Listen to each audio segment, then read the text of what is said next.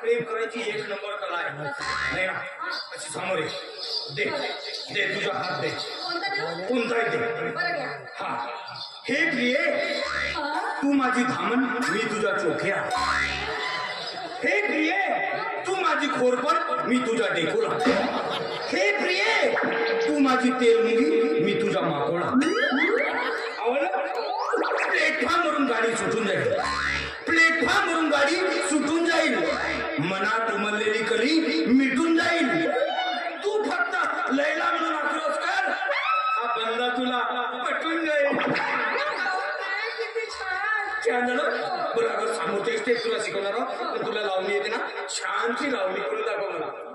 पण त्याच्यानंतर माझं एक काम सुद्धा करून द्याल तुम्ही. तू जे काम म्हणशील ते करणार मी. बरं तुम्ही लावणी आहे का?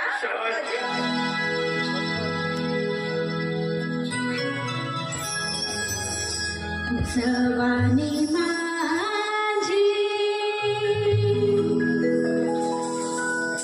फुलून आली. जवानी माझी फुलून आली.